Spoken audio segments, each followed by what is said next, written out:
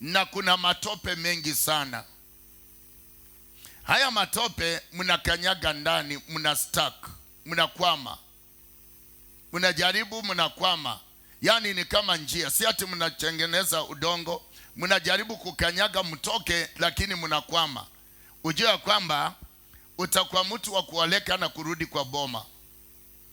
Utakuwa mtu wa kuoleka na kurudi kwa boma. Number 1, kama wewe ni dada, inategemea mlikuwa mnakanyaga. Number 2, kama wewe ni mwanaume, hautaenda nje ya boma lenu, maana mmekanyaga matope, mnaishi hapo, hakuna kutoka kwa boma. Wadada watakuwa hata akioleka anarudi na watoto kwa boma, anakanyaga matope kwa boma, wanakwama, wamekwamishwa kwa boma, ya kwamba hamtawahi toka katika hii familia.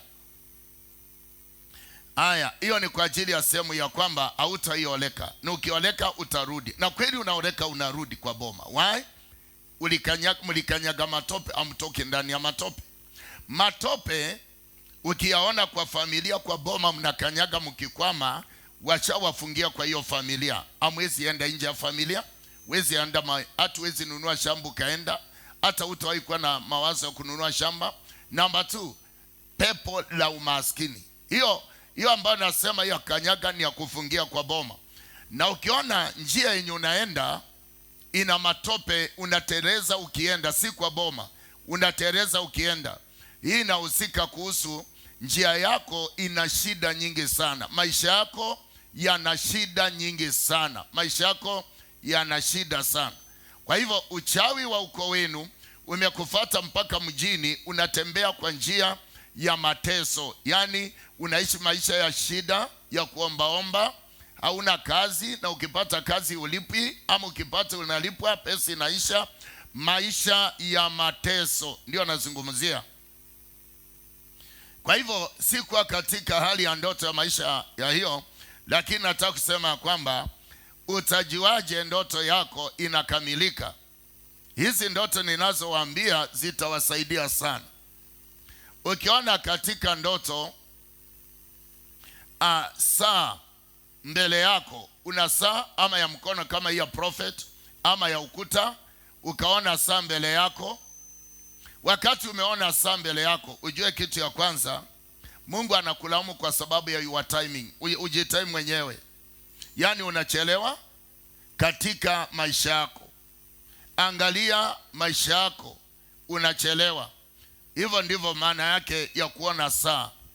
Na unapoona saa kwa ndoto, inakwambia kwamba uwe mtu ambaye unaangalia sana saa yako, kwa sababu maisha yako yanaenda na wakati.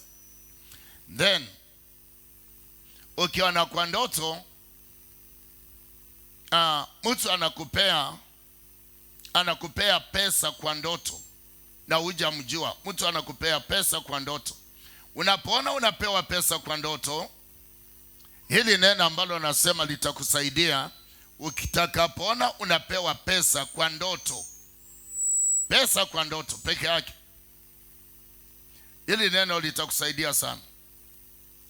Ukiona tu unapewa pesa kwa ndoto, ujue unarudishiwa urithi, unarudishiwa baraka zenye zilikuwa zimechukuliwa.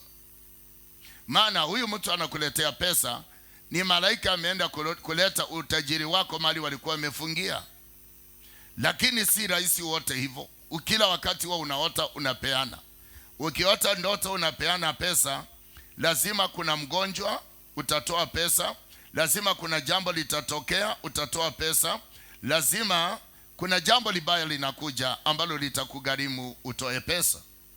Hiyo ni ndoto ya kwamba umetoa. Na unatoa kwa watu wenye labda mtu amevaa nguo nyeusi, mtu amefanya nini, kwa hivyo unaota ile ndoto. Inafaa ufanye nini? Kuikemea ile ndoto na kuikataa ni jambo lililo njema zaidi. Kwa hivyo nataka kusema kwamba ndoto ni nyingi tu. Wacha tuangalie, chukua maandiko, chukua kalamu, andike haya maandiko yatakusaidia, hizi vitabu zitakusaidia. Tuangalie about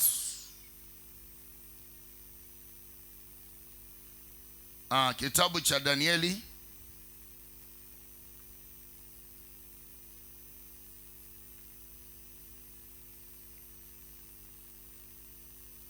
kitabu cha Kutoka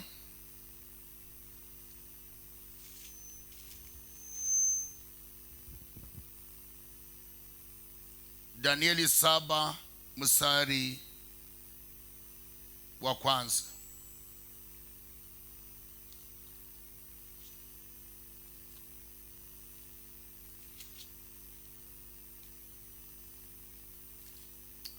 Yesu mwami wanje uliwo kuchenyako papa kwezingulu. Danieli 7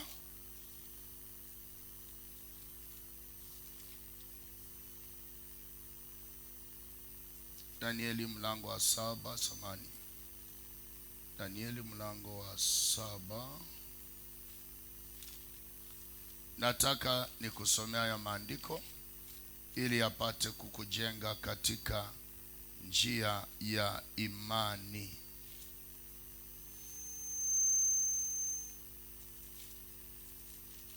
Mlango wa 7 mstari wa kwanza. Nitasoma haya maandiko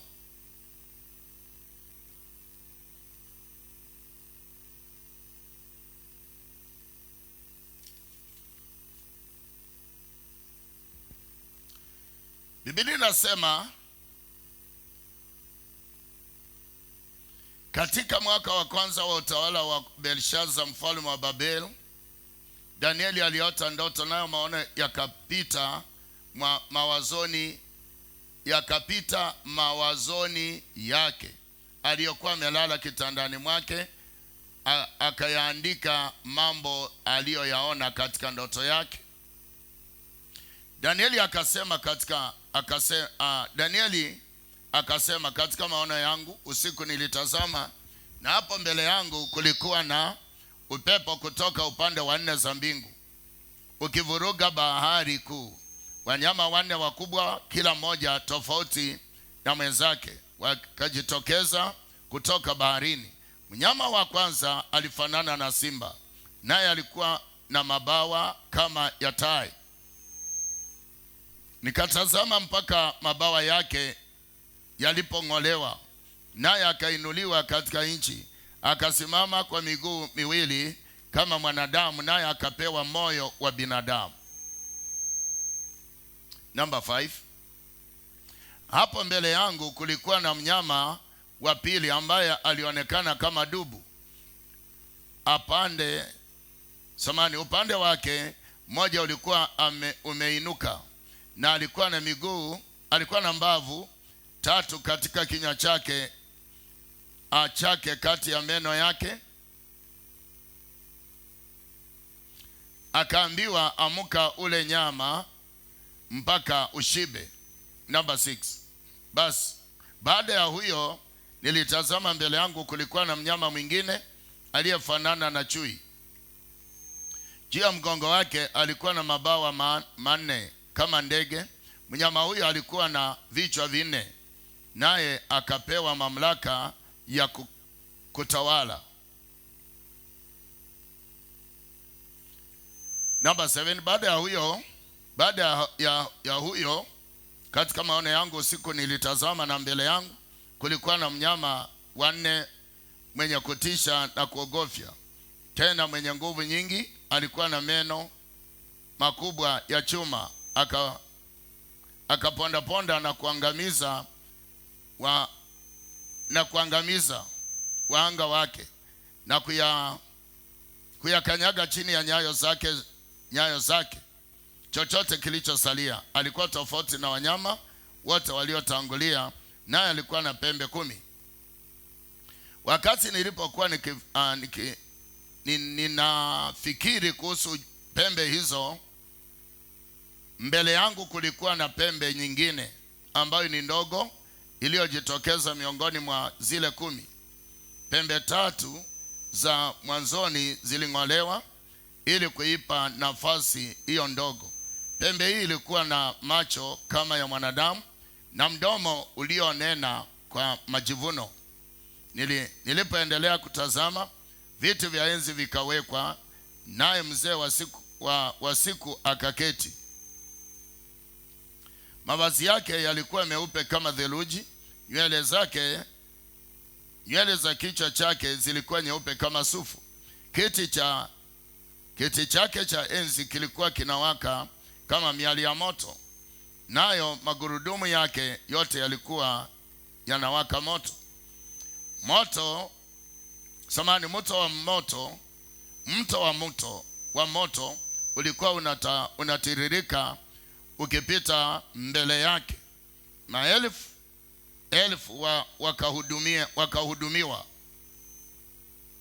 wakamhudumia, kama elfu mara elfu wakasimama mbele zake. Mahakama ikakata hukumu na vitabu vikafunguliwa. Kisha nikaendelea kutazama kwa sababu ya yale maneno na majivuno yaliyosemwa na ile pembe. Nikaendelea kuangalia mpaka yule mnyama alipouawa na mwili wake kuharibiwa na kutupwa katika ule moto uliowaka.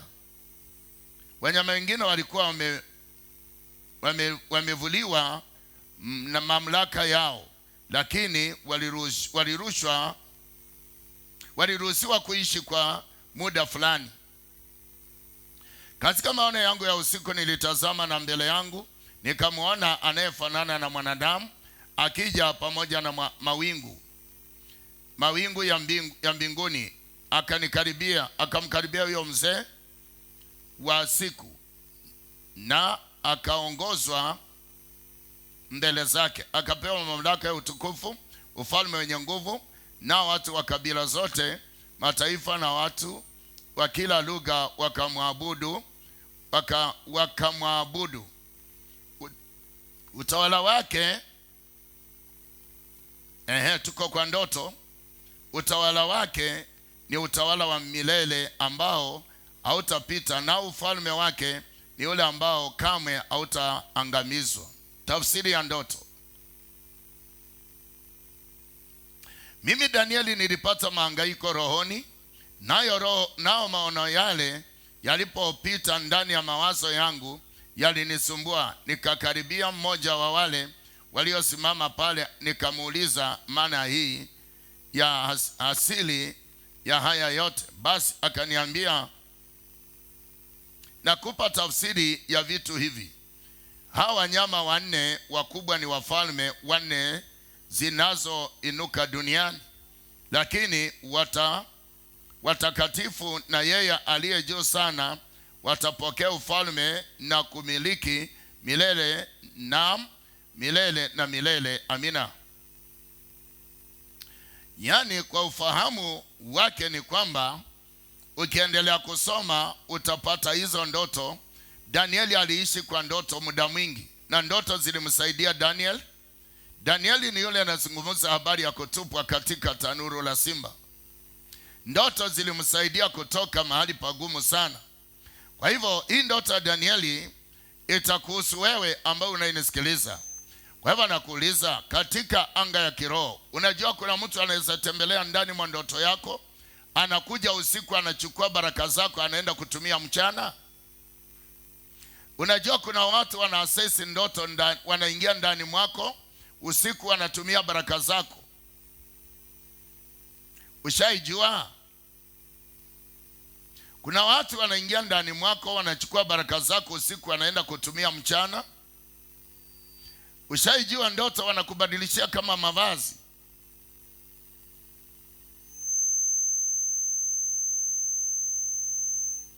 Ndoto yako, je, ushaiamini ndoto yako?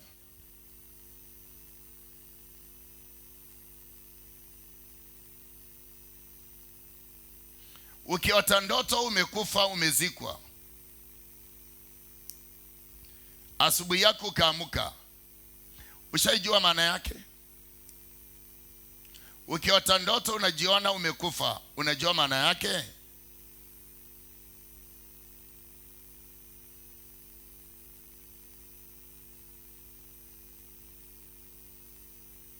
Haya ni baadhi ya mambo ambayo unafaa kuyaangalia na kujihoji ndani ya moyo wako kuhusu tafsiri za ndoto. Ndoto naipenda. Ndoto inaonyesha mtu chenye kinafaa kutendeka. Hata ukitaka kujue Mungu anakutumia, unaweza ota pia kwa ndoto. Ukitaka kujue Mungu anakutumia, utaona kwa ndoto. Utaona kwa ndoto. Na ukitaka kujua umemkosea Mungu tena, utaona kwa ndoto. Ukiwa Mkristo, ukiona unatembea kwa uchafu ama hauna nguo, ujue una utukufu. Utukufu umekutoka. Ukiona ukiwa Mkristo unatembea kwa uchafu, si kwa matope. Kwa matope ni shida.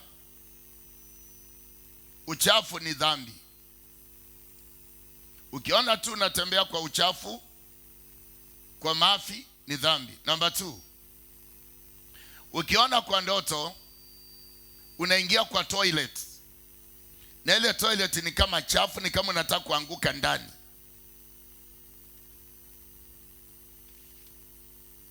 yaliyo ndani mwa mawazo yako na moyo wako si mazuri, yanaweza kuingiza mahali pabaya. Maana ya kwenda kwa toilet ni kujisaidia, lakini umeenda unakuta si kuzuri. Angalia imani yako na uangalie madhabahu yenye unahudumu ndani. Yanaweza sababisha uko hatarini kiroho.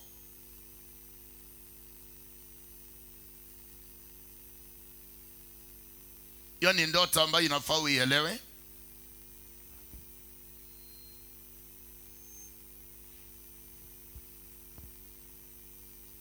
Ndoto ni nyingi tu, wewe mwenyewe ndio umeota ndoto yako. Kwa hivyo ndoto nyingi hazifanani. Ukiona kwa ndoto unatembea na kondoo, unatembea na kondoo ama umebeba ndama ya kondoo, katoto kadogo kondoo kale umekabeba, ujue namba 1, moyo wa ulezi unakaa ndani mwako. Kondoo hawana vita na kondoo wanapigana, lakini katika habari ya kiroho hawana vita, wanafananishwa kama mwana kondoo wa Mungu. Ukiona kwa ndoto umebeba hiyo, ujue Mungu anakuchagua kuwa katika utumishi wake. Amekupa kipawa, utalea watu kwa upole na uangalifu. Ukiona kwa ndoto unafanya huduma na umetumiwa upanga ama una upanga kwa mkono, Mungu anakuonya, anasema una maneno makali katika huduma yako. Una maneno makali, unakata mioyo za watu. Unajua kuna mtu anaweza kuwa kwa huduma lakini anaua watu mioyo. Una huduma lakini unaitumia vibaya. Una maneno makali ndani mwako, unakata watu. Usione tu ya kwamba huyo mtu anayepewa upanga mkononi, ujue kwamba ana maneno makali na lile analosema utendeka. Linaweza kuwa hivyo ama nakata watu. Ukiona kwa ndoto wewe ni mhudumu wa Jehova na unakunywa maziwa iliyoganda,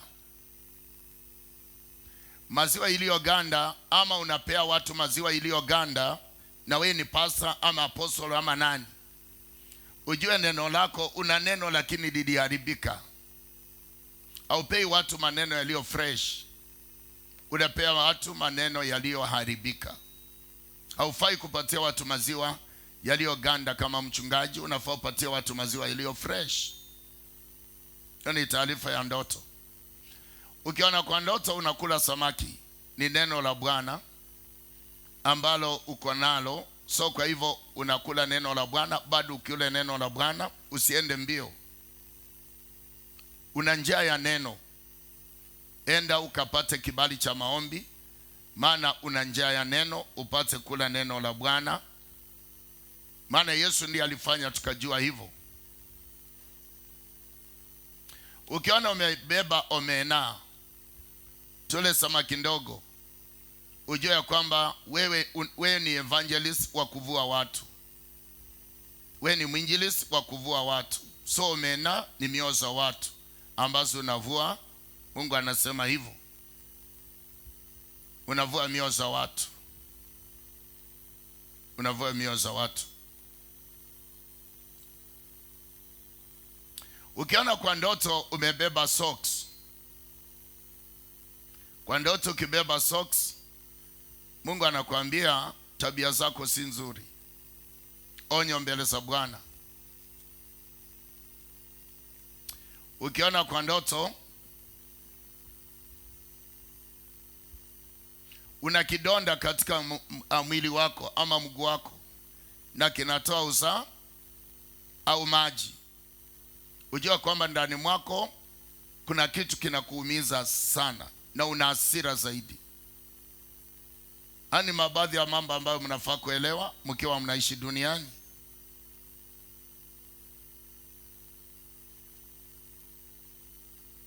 Ndoto ni nyingi tu. Utajuaje Mungu amekutuma uende kutumika? Kama hujaiota ndoto na unasimama kwa madhabahu yeyote, si ya Eden yeyote, bado uko na kibarua. Bado uko kwa shule. Mungu hajakuappoint, hajakuchagua. Ni mchungaji amekuchagua. Lakini sasa unaishi kwa neema ya mchungaji, maana Mungu hajakuchagua.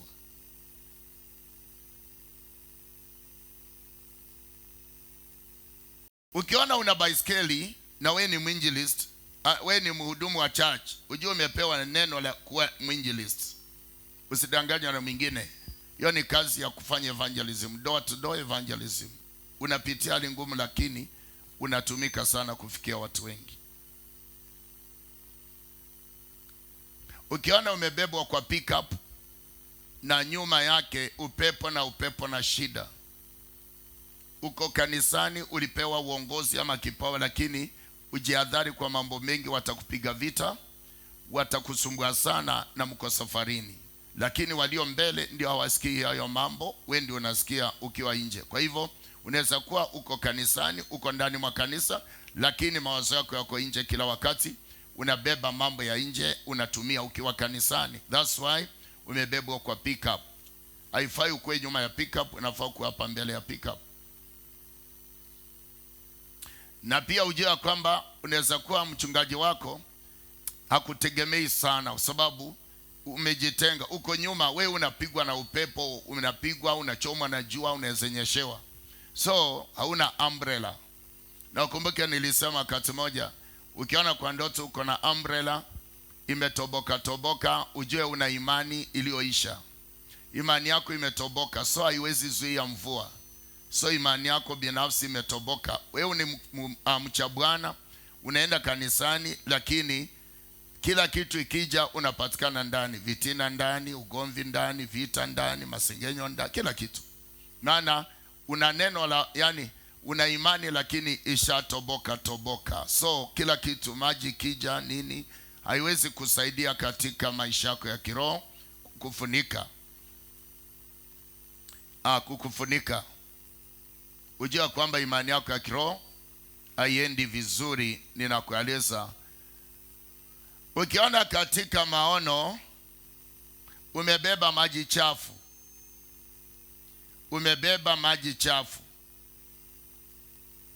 ndani mwako hakukaliki mazuri. Ndani mwako watu wanakusikia lakini hauna mazuri. Mawazo yako mabaya, matamshi yako mabaya, hauna roho safi. Maana umebeba maji machafu.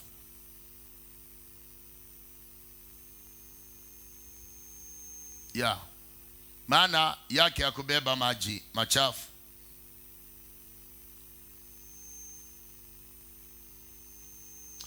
Ukiona kwa ndoto unapaa,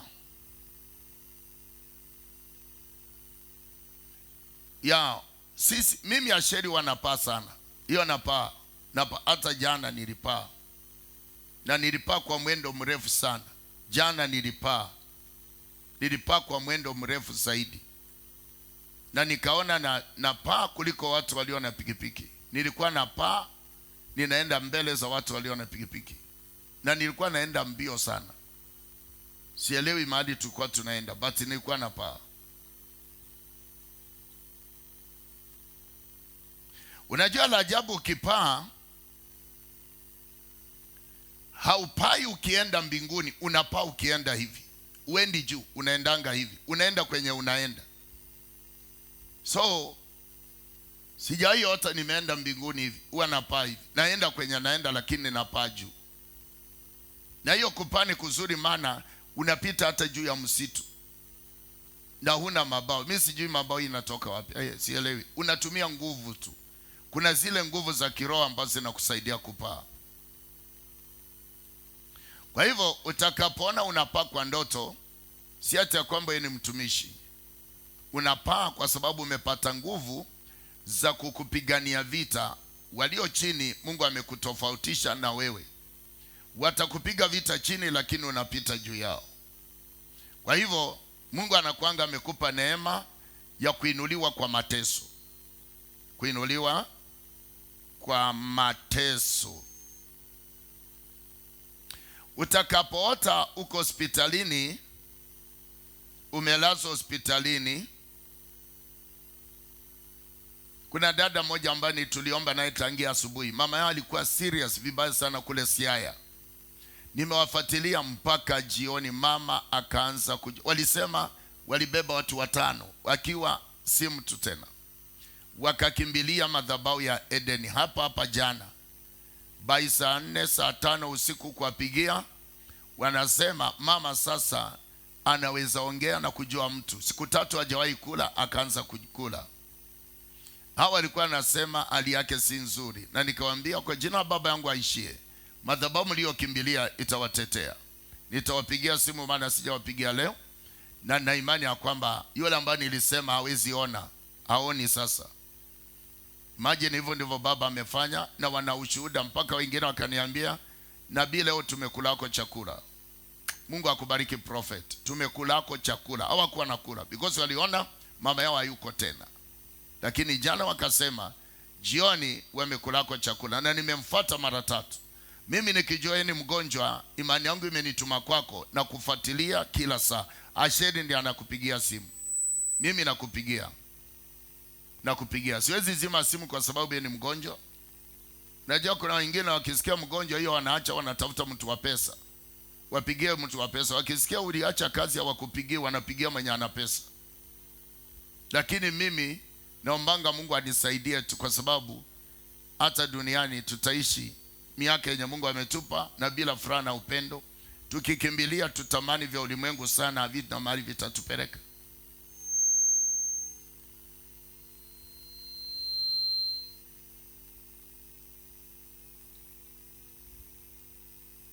Asante. Kwa hivyo ninapozidi, hiyo ndio neema kubwa ambayo Mungu alinipa leo. Ni kwa sababu tu ya machache nikuelezee kuhusu upande wa ndoto. Ukiota kwa ndoto, mnapima nyumbani kwenu, si nzuri. Itolee dhabihu, la sivyo mtazika tu. Maana kupima nyumbani ni kama kupima kaburi la mtu. Si nzuri kupima nyumba kwenu nyumbani. Unaamuka unasema niliona tunapima nyumba. Maji ni kaburi mshapima. Na usipolitolea dhabihu mtazika tu.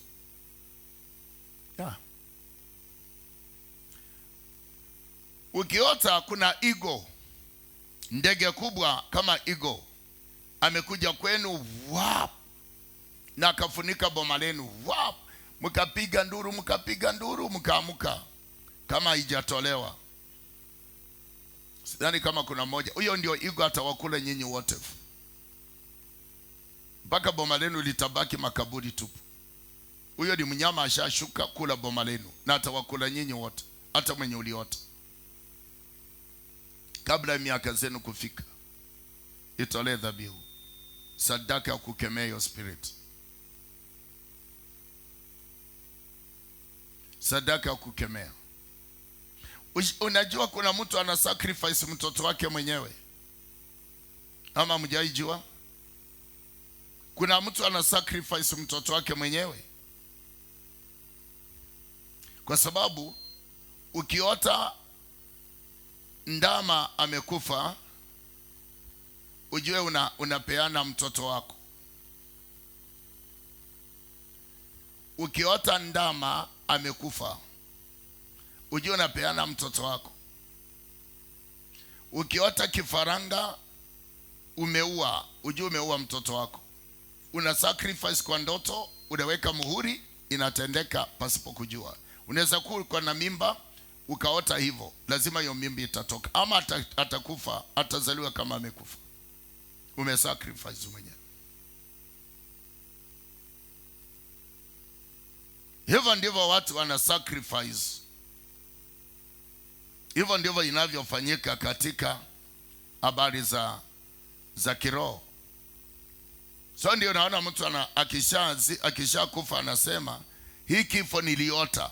Sio kuota, ulisacrifice. Wewe ndio uliweka muhuri. Ungelifunga haingefanyika.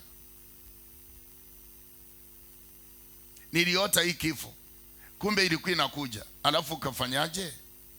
Au kuichukulia maanani na hukuifunga na dhabihu, kwa maana hukujua utaifungia wapi. Ndoto zinafunguliwa na dhabihu, ndoto zinafungwa na dhabihu. Ukiota jirani yako amekumwagia maji, ama amekupiga, ama mmepigana, tolea ye, usimuulize swali. Ifunge isitendeke, funga na sadaka. Sema kwamba sitaki cases na sitaki, niliota, mimi sina vita na yeye, baba na ifunga kwa jina la Yesu, na wachane nayo. Haitawaifanyika. Lakini mnataka kuiona itafanyika tu, kwa sababu hizi zilifanyika because hawakufunga na maombi.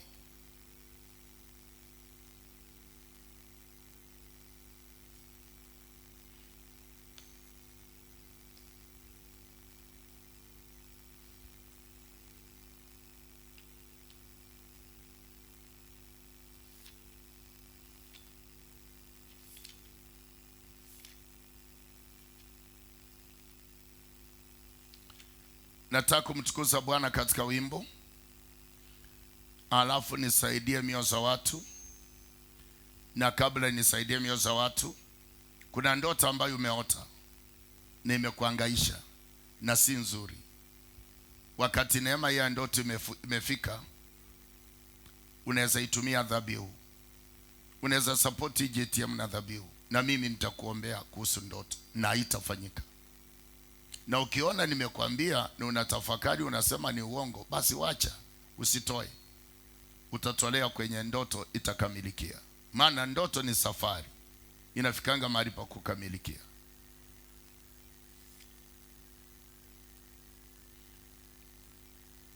Narudia kusema, wakati naimba wimbo, kama una ndoto imekusumbua katika maisha yako, kama kuna ndoto ambayo imekuhangaisha katika maisha,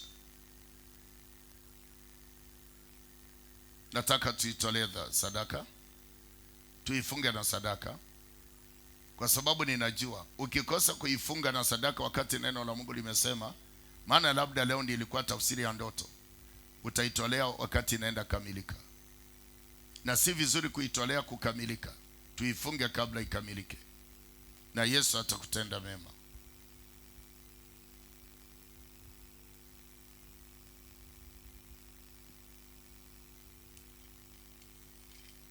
Nataka tumtukuze Bwana na wimbo namba 49 katika nyimbo za Injili. Ili nitakapo rejea, naomba kwa sababu ya yule ambaye ametolea ndoto yake dhabihu. Kuna ndoto ambazo zitafanyika na kuna ndoto ambazo si nzuri, na we mwenyewe ndio umeota. Na kama umeota, uniruhusu tu wakati wa leo, ili ya kwamba neema ikubwa isimame mbele zako, na Yesu Kristo atakusaidia katika maisha. Nitaonana na Yesu uso kwa uso kweli, siku ile shangwe tele nikimwona Mungu.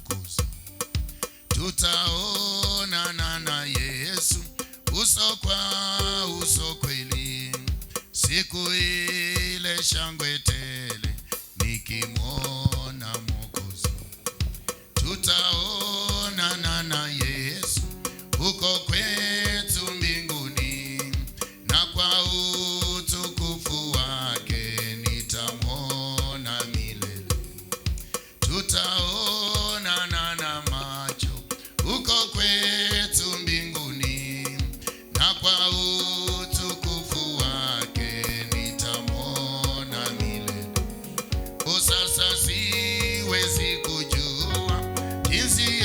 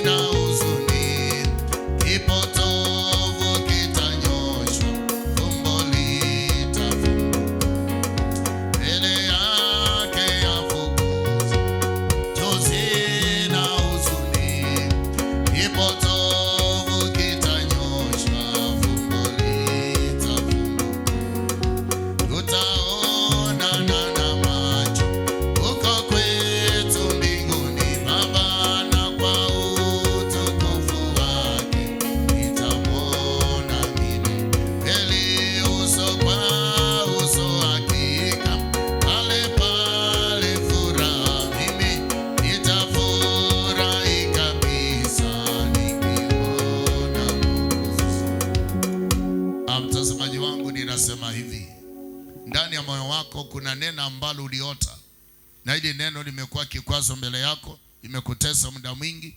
Ungependa kumwambia Bwana asante akuondolee, na Mungu wa Israeli atakuondolea kwa ukarimu wa moyo. Kwa hivyo ninasema hivi, natamani ya kwamba Mungu akaingilia ndani mwako, akupe kibali, kwa sababu nataka kuomba pamoja nawe kama Eunice Musimbi John Shahenza. Nataka kuomba nawe pasa, Mungu akutende makubwa, kwa sababu kuna ndoto ambayo uliota, lakini ile ndoto ambayo imekusumbua. Nancy Shirwazo, ninataka kuomba nawe kwa sababu ya ile ndoto ambayo Phyllis Imbinza Nungao, nataka kuomba nawe kwa sababu ya ndoto ambayo uliota. Wycliffe Alukaba, ninataka kuomba nawe kwa sababu ya ndoto uliyoota. Millicent Asenye, nitaomba nawe ni kwa sababu ya ndoto uliyoota. Miriam na Makoye Mulama, kuna ndoto ambayo imekuhangaisha katika maisha.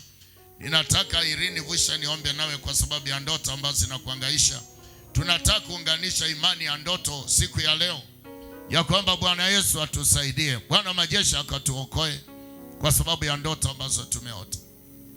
Kuna ndoto ambayo imekuhangaisha katika moyo wako muda mwingi. Kuna ndoto ambayo imekutesa katika moyo wako muda mwingi.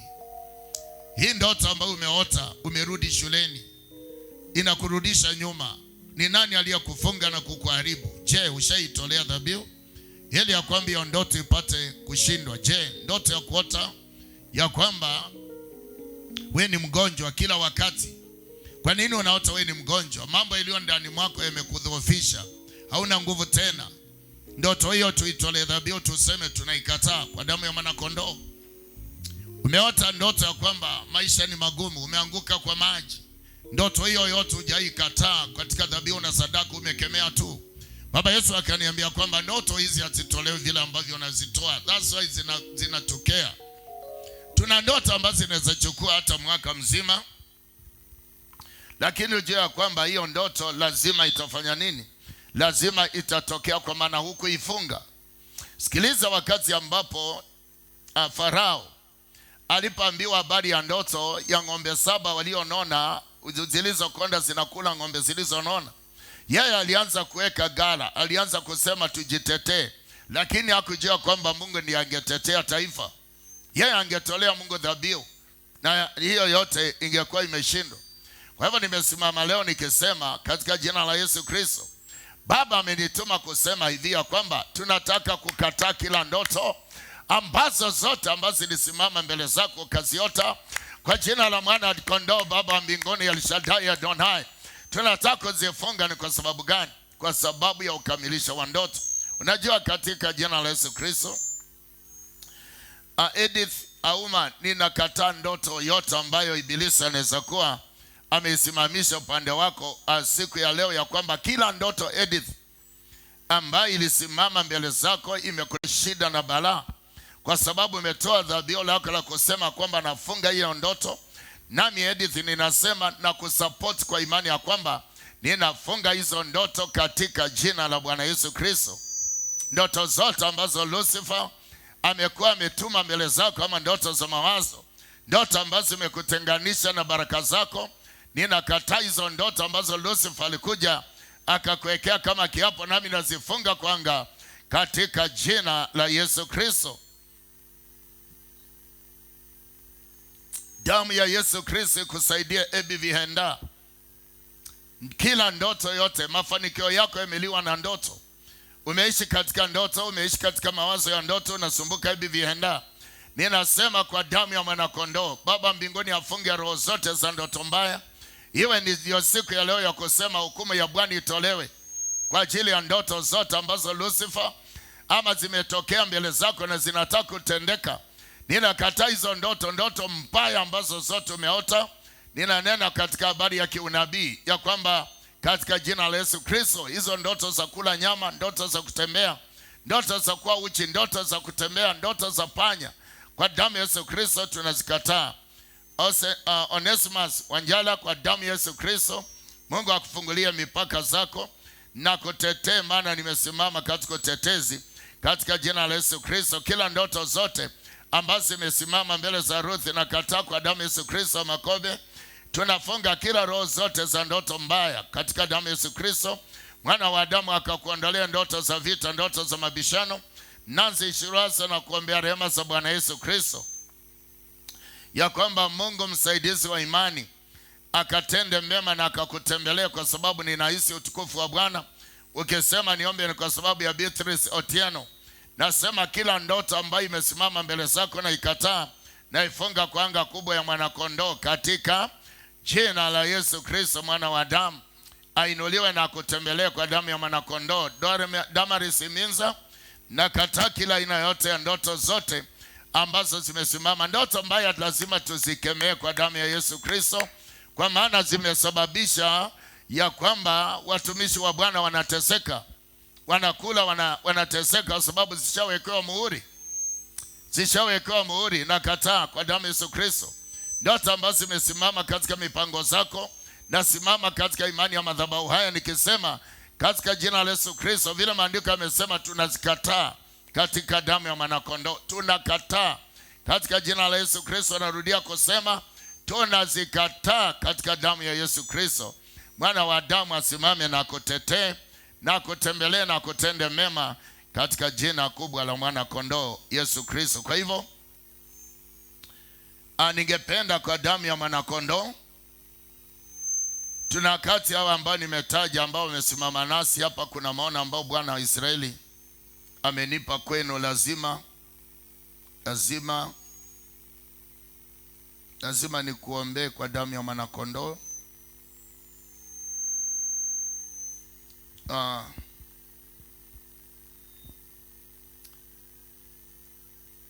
Yesu asimame nanyi na watakase na watende mema. Baba nisaidie ninapotamani kuongea nawe, nikiomba pamoja nawe, na Yesu Kristo mwaminifu akakufungulia njia. Lakini tunaye anaitwa Beatrice Otieno. Beatrice, nikubali nikufungulie Biblia, sababu nimehisi ndani mwangu Roho Mungu akiniambia Beatrice Otieno nikufungulie Bible.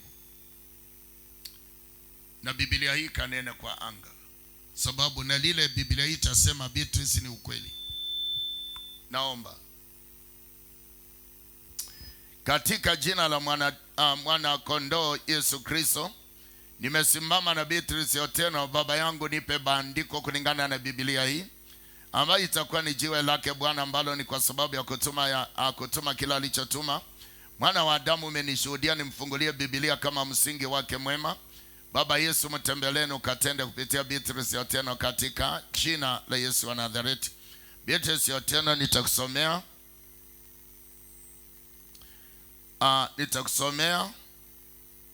kitabu cha Yeremia mlango wa 7 mstari wa 30. Biblia inasema watu wa Yuda, na inazungumzia kuhusu upande wa boma lenu, familia yenu ama ukoo wenu, na uangalie uniambie ukweli.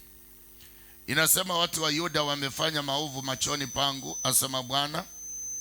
Wameziweka sanamu zao za machukizo ndani ya nyumba iliyoitwa kwa jina langu, na wameitia unajisi. Nataka uangalia kuhusu upande wa maisha yako Beatrice Otieno, vile ambavyo Biblia inasema mlango wa 8 inasema, wakati huo asema Bwana, mifupa ya wafalme wa maafisa wa Yuda, mifupa ya makuhani na manabii, na mifupa ya wa Yerusalemu itaondolewa kutoka makaburini mwao. Mifupa, utukufu katika familia yenu, kwa sababu kuna mambo ambayo familia yenu iliyofanya katika maisha yenu ambayo imewaletea shida katika madhabahu. So utanieleza, je, wazazi wako Beatrice walifanyia nini Mungu katika madhabahu mpaka Mungu wa Israeli akakasirika na akaliita bonde lililochinjwa ama lichinjwa? Neno hili ningependa kwamba Mungu akusaidie, utanitumia hiyo maana yake katika jina kubwa la Yesu Kristo.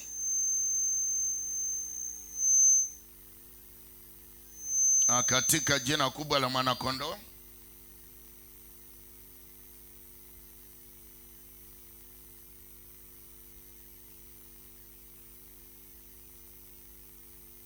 Nataka kupigia simu. Je, haya maandiko yamefanyaje katika familia yenu? Mnateseka ni kwa sababu ya mambo gani?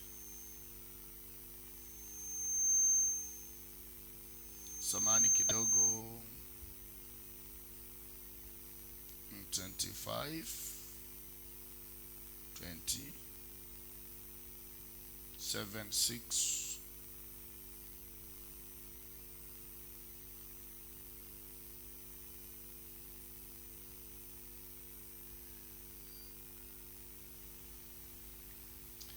Beatrice, Bwana asifiwe. Ya Mungu akutende mema na akupe kibali.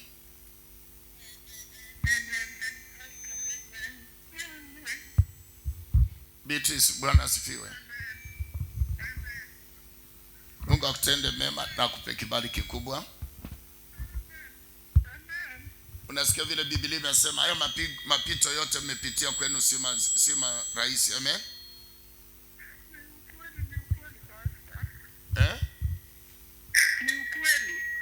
Ya mjapitia mazuri. Biblia inawahukumu wote. Ya. Ndio maisha yenu yamekuwa mazito. Boma lenu limekuwa kama bonde la mifupa. Boma lenu limeteseka sana. Ya Biblia inasema hivyo, ndio sababu nimekupigiana kwa sababu ya kutuma hii sadaka. Wacha ni kuombe. Amen. Amen. Katika jina la mwana Yesu Kristo, nakataa kila bonde la mifupa na magonjwa na vifo na makaburi. Mwana wa Adamu Beatrice amesimama kulikomboa familia yao. Mwana wa Daudi, neno lako limesema kwa haki dada Mwisraeli anajililia. Ninakataa roho ya shetani iliyosimama tangu mwanzo. Navunja hizo ngome za ibilisi katika jina la Yesu Kristo. Baba kuokoe. Baba wasaidie. Baba waokoe na wape kibali. Jehova wafungue katika jina la Yesu. Funguliweni kwa damu ya mwanakondoo. Kama Mungu alisema siku ya leo mfunguliwe. Na ufunguliwe, maisha yako yawe huru. Na baraka za Bwana zisimame kwako. Katika jina la Yesu nimeomba nikisema amen. Amen. Mungu akupe kibali dada Mwisraeli, upate neema kubwa ya Yesu. Kwa sababu hata hii Biblia nami inanijenga zaidi. Bonde la machinjo, maisha ya shida. Hamjawahi kuwa na amani. Hamjawahi kuwa na amani hata siku moja. Beatrice, Mungu akusaidie. Jina lako niko nalo hapa kwa sababu ya support yako. Nitakuaminia zaidi ili Mungu nitakufuatilia.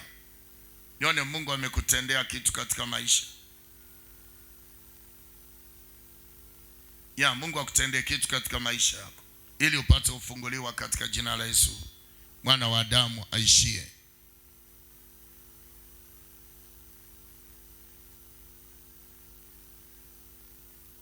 Ya Biblia inasema hivyo katika kitabu cha Yeremia 8 mstari pia wa 14.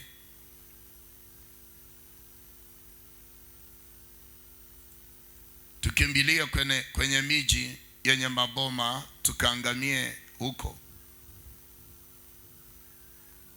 Kwa maana Bwana Mungu wetu ametuhukumu kuangamia na kutupa maji yenye sumu tunywe kwa sababu tumemtenda dhambi.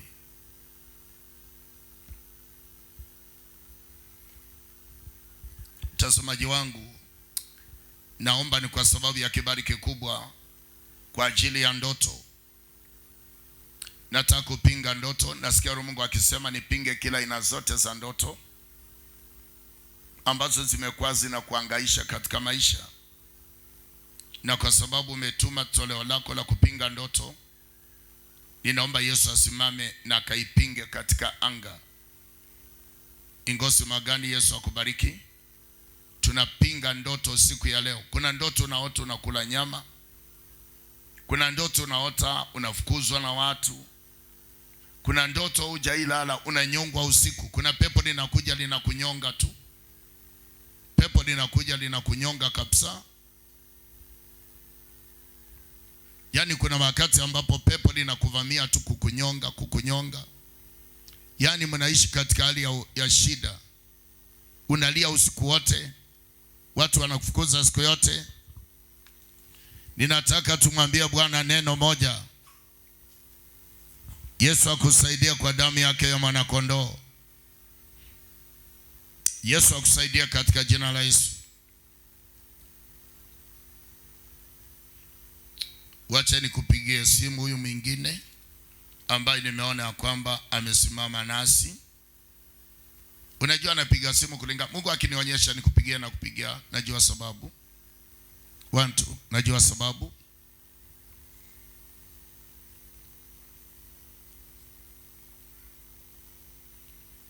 Nilikuwa na maisha ya shida yasiyompendeza Mungu, yasiyopendeza wazazi pamoja na majirani.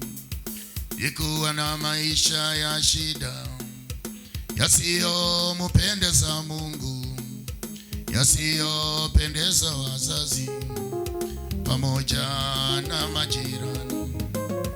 Naenda mbinguni kwa Baba. Halo, Bwana Yesu asifiwe. Bwana Yesu asifiwe. Mikali. Amen. Uko busy ni kuombea ama tutaomba baadaye? Unaweza nipigia baadaye, niko hospitali. Uko wapi?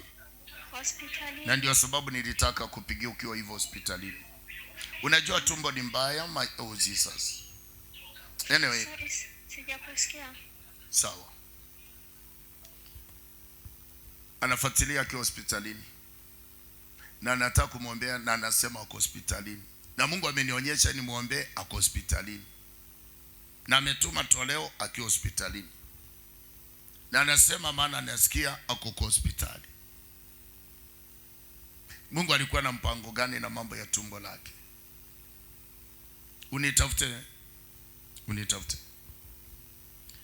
Naenda mbinguni kwa Baba. Naenda mbinguni kwa Baba. Dunia nimeshaiacha mimi, naenda mbinguni kwa Baba.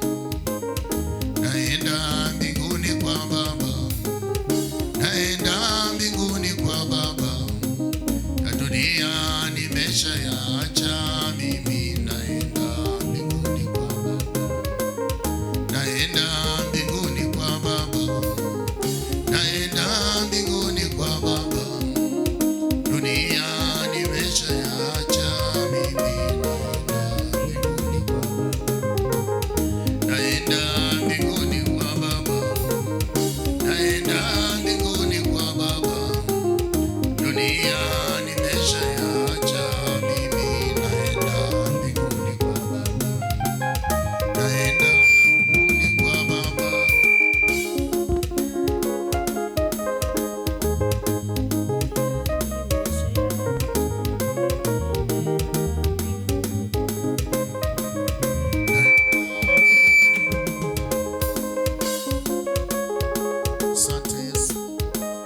Asante Yesu Kristo mwana wa damu. Naenda mbinguni kwa Baba. Naenda mbinguni kwa Baba. Dunia nimeshaiacha mimi, naenda mbinguni kwa Baba. The number you have done. Narudia tena hii namba 07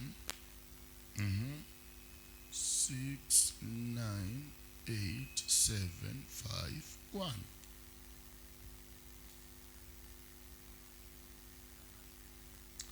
Unazima simu tena. Wacha nipige kwa hii namba. Nataka kusaidia wewe.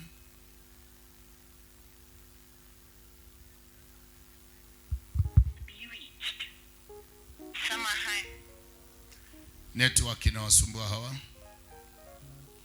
Kwa hivyo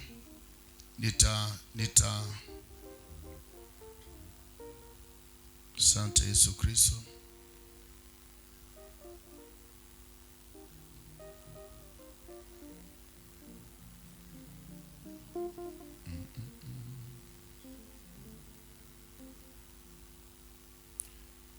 Oh, asante Yesu wa Nazareti.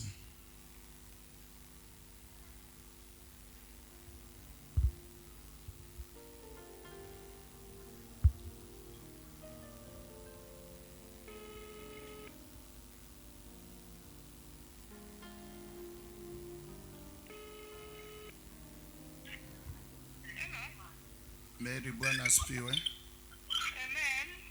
Naitwa Prophet Asheri, ningependa kuongea nawe. Uko mahali tutaomba ama uko mahali pa kuomba? Niko mahali pa kuomba, niko kwa nyumba. Ningependa kuomba pamoja nawe. Ninashukuru nikisema asante kufuatilia IGTM TV. Yes.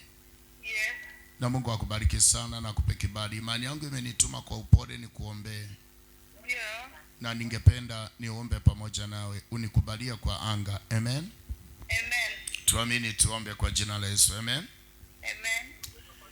Baba yetu wa mbinguni uishie, ni sana wakati ambao umenipa kibali kusimama katika malango za Mary Murunga.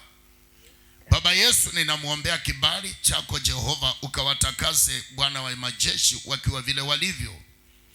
Baba yangu, ninakataa roho ya shetani kashindwe, miunuko mibaya iondoke mbele zake anaposimama nasi na kutazama kipindi cha IGTM. Baba Yesu, ukambariki. Ninafungua maisha yake katika jina la Yesu wa Nazareti. Ninafungua kazi mikononi mwake katika damu ya mwanakondoo. Ninafungua ndoa yake Bwana wa majeshi, mwana wa damu. Ninakufungulia katika jina la Yesu Kristo. Baba yangu, akutawale na kutende mema kupitia neno ile kiunabii. Njia zako zifunguliwe na kazi ifunguliwe na maisha ndoa ifunguliwe. Amen. Amen. Mungu akutembelee. Endelea kutazama IGTM TV. Mimi ripoti yangu nimefikisha kwako ya kwamba Mungu akufungulie njia. Amen. Amen. Asante. Yeah. Kwa kuabudiwa, kwa kuheshimiwa ni wewe Mungu, Mungu mwenye nguvu. Grace Onyango. Grace Onyango, mpaka nikupigie simu tafadhali, kwa sababu nimehisi Roho Mungu akisema nikuombe, kwa sababu umesimama na support yako ya kusema ninakataa ndoto mbaya na ninataka Mungu anifungulie. Unajua, ukisupport IGTM TV, mimi nasema ni kusupport IGTM TV ndio tufikie watu wengi, na Mungu atakubariki sana kwa jina la Yesu. Kwa kuabudiwa, kwa kuheshimiwa ni wewe Mungu, Mungu mwenye nguvu, wastahili heshima zote, hakuna mwingine wakuli. Hello Grace, Bwana asifiwe sana. Asante, Mungu akubariki. Asante kwa support yako. Amen. Amen. Uko mahali tutaomba ama tuache tuomba baadaye? Niko kwa nyumba. Haya, Mungu akubariki sana. Usiniruhusu katika jina la Yesu nikuunganishe kwa hii neema, tuombe pamoja. Amen. Katika damu kubwa ya mwana kondoo. Baba yetu wa mbinguni, ninasimama nikidai neema ya Grace, baba yangu wa rehema.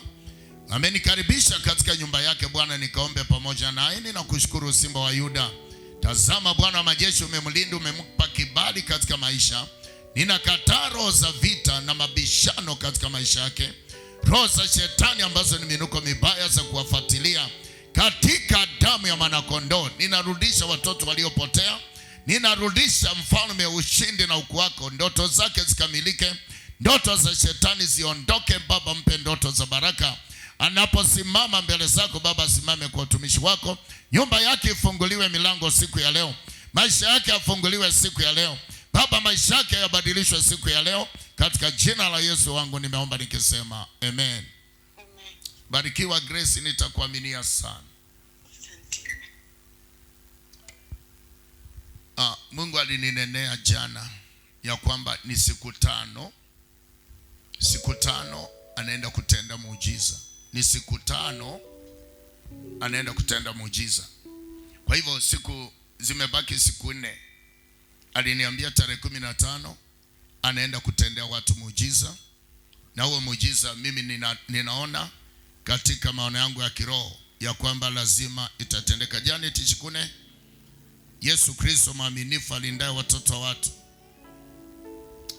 Janet Shikune, nataka kuombea kuhusu mafanikio.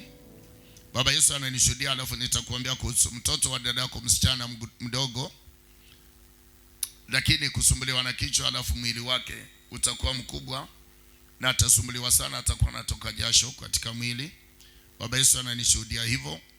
Baba Yesu ili upate ufaulu katika maisha, lakini masumbufu ya msichana ambayo atawatesa kesho ndio nimekueleza. Inaweza kuwa kesho, endeza kwa ama mbele. Wewe mwenyewe ufunguliwe katika maisha yako. Maisha umeelewa chenye nasema. Nilisema sitaki kuongea mambo mengi kwa runinga.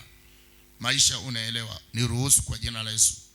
Baba yetu wa mbinguni, mfalme Mungu ishie, nimesimama na Janet Shikune mbele zangu, ninafungulia mapito zake kwa damu ya mwanakondoo, na ninafunga roho zote za kansa, magonjwa katika familia yao.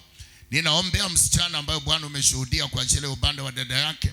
Yesu Kristo, ninaleta amani kwa ajili ya familia hii.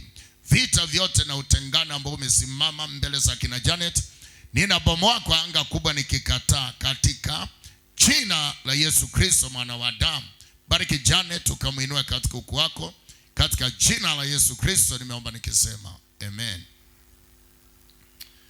Wayalanga vechiveve yavasimba vasi kuruliza bulwale bosi na matimonikosi sangaranga likalimwami suviranga muhonyi wange rwayando landivanga yanduliza mbua weli masai ka Yesu Kristo karao nyavosiza zimbarasi ya Yesu Kristo ziramanyinywa mubuyanzi sangaranga likali suviranga muhonyi mayando lantivanga yanduliza mbua weli masai ka Yesu Kristo karao nyavosiza zimbarasi ya Yesu Kristo ziramanyinywa mubuyanzi sangaranga ligali mwami suviranga muhonyi wange rwayando randivanga yanduliza mbuambe sangaranga ligali mwami suvira omuhonyi rwayando randivanga yanduliza mbuambe masai ka Yesu Kristo karao nyabosiza zimbarasi ya Yesu Kristo ziramanyinywa mubuyanzi sangaranga ligali suviranga muhonyi wange rwayando lantivanga yanduliza mbuambe. Bwana asifiwe. Niko mzima mama. Bwana asifiwe. Amen. Mungu akubariki sana. Hata wewe akubariki. Mimi nimeshukuru sana. Unajua mnafanya huduma kubwa kutazama EJTM TV mkiwa mbali, mna support. Haki Yesu awabariki. Amen. Amen, ndio huyu naona tu. Nikimaliza kazi yangu yote. Na ubiri. Ukimaliza kazi yako? Yote nakuja tu hapo. Tunasema wale wanarota, wale nilirota yangu. Uliota nini? Nilirota tulirudi nyumbani tulitoka. Mzee wangu tukaenda anafunga barabara ya kuenda Kilibwe ya kuenda kwa nyumbani ya mtoto ya ndugu yake. Tena tukakuja hapa jirani kabisa kwa mama yenyewe akafunga na waya, halafu nikapanda kwa mawe nikasema ndio nilikuwa nataka namna hiyo. Ndio inaonekana kidogo naangalia kwa hiyo mawe nikaona hii madambi ya kufu, nikakamata wanafunganya nikapata vibawi mbili. Ukaona nini? Vibawi mbili wanafunganya na hiyo dambi ya tofu. Oh ya nimeielewa. Wanafunja nikasema mzee ona hii napata vibawi mbili ni nini, halafu nikaamuka. Ya Mungu anakuonyesha. Unaona mahali mlitoka Huko ndio sasa maisha ya watoto wako walitekwa nyara, ingawa mlikuwa watu wa kubarikiwa. Ya Mungu aliwapa baraka, lakini nyuma ndio hizo baraka zimebaki. Yani mlitekwa nyuma, kutoka nyuma kwa ajili ya uzao wa watoto. That's unakuta kuna kijana ambaye atajitokeza, mfano ya kwamba kwa ajili ya kutengeneza matofali. Unajua matofali? Unajua kutengeneza matofali ya kujenga? Ya atakuwa anatengeneza, lakini ataishi katika hiyo kazi kwa muda mwingi, na kidogo itakuwa inamsaidia ama isimsaidie. Na saa hizi hata nikisema Roho Mungu ananishuhudia kwamba ako na hiyo mpango ya kuzitengeneza. Unanipata? Nakupata tu smart. Ya alafu kienda nyuma kwa ajili ya kufunga hizo vitu viwili, ni mambo iliyokuwa yanatendeka kwenu nyumbani. Waliwafungia njia, waliwafungia hata kama mungetoka, hata kama mlitoka bado walikuwa wamefunga, sababu Mungu amekurudisha nyuma kuonyesha umesimama juu ya mawe. Unajua mawe ni imani. Imani ya mawe ndiyo imekuokoa. Yani uko kwa mwamba wewe, uko kwa imani kubwa ndiyo iliwasaidia. Lakini hao watu waliwafungia sana. That's why watoto wako unaweza kuta mara nyingi wanaweza kuwa katika hali ya kuchanganyikiwa, ulevi na kupotelea katika maisha ambayo hayawezi wasaidia. Umenipata? Nakupata. Nataka Mungu akusaidia. Alafu Roho Mungu anasema kwamba utajiombea na tufungue katika hali ya dada ama ndugu dada aliye sehemu ya nje ni kama Amerika Yesu Mungu wa Israeli akamfungulia njia ili apate kusaidia. Kwa hivyo wewe mwenyewe baba anasema kwamba amekupa kibali, na wewe ndio unasababisha watoto kuishi, unasababisha kuona na kuelekeza mzee tufanye hivi, maana uko juu ya mwamba, uko juu ya mawe. Kwa hivyo hilo neno la kwamba ni lizuri, wewe imani yako iko juu kuliko hao wengine, washikilie kwa imani. Na unapotazama EGTM TV, Yesu akubariki sana na kutende mema. Na saa hii kwa sababu ile ndoto, ningependa niombe na wewe na tukatae ndoto ambazo zile vifungo walivyokuwa wamefunga kitambo, kwa sababu ni maisha ya baadaye. Amen.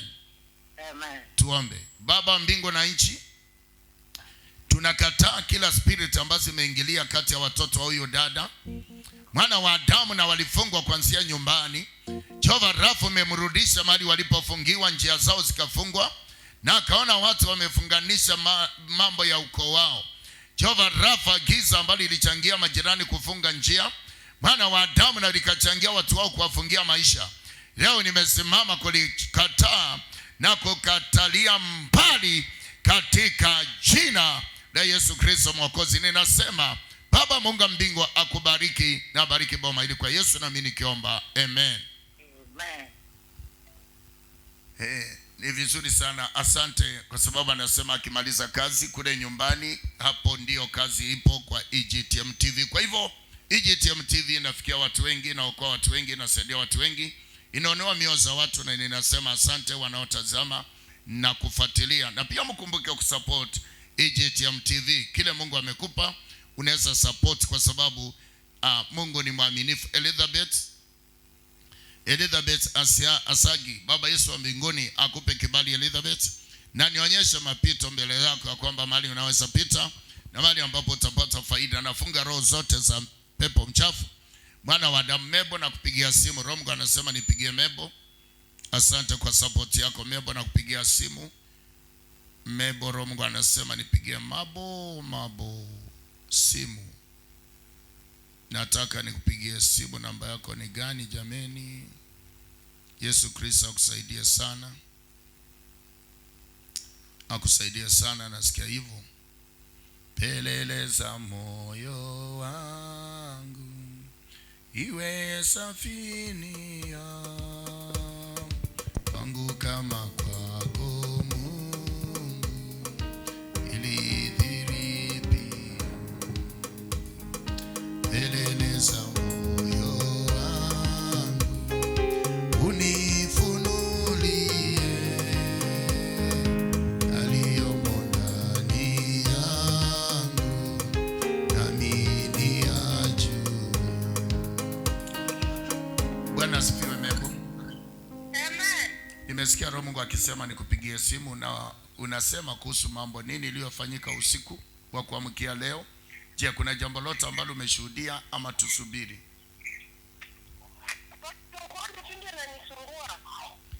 Katika jina la Yesu mwana wa Adamu, ninaomba kwa sababu ya mambo Baba Yesu Kristo ukampe amani na uponyaji kwa damu ya mwanakondoo. Na kataa kila roho zote za kichwa na mateso ambayo imefika katika mji huu, ambayo inaweza tesa wazazi, nikatesa watoto wake. Roho za kufungwa na vifungo vyote Baba Yesu ninakataa katika jina la Yesu Kristo. Baba kuweke huru. Amen.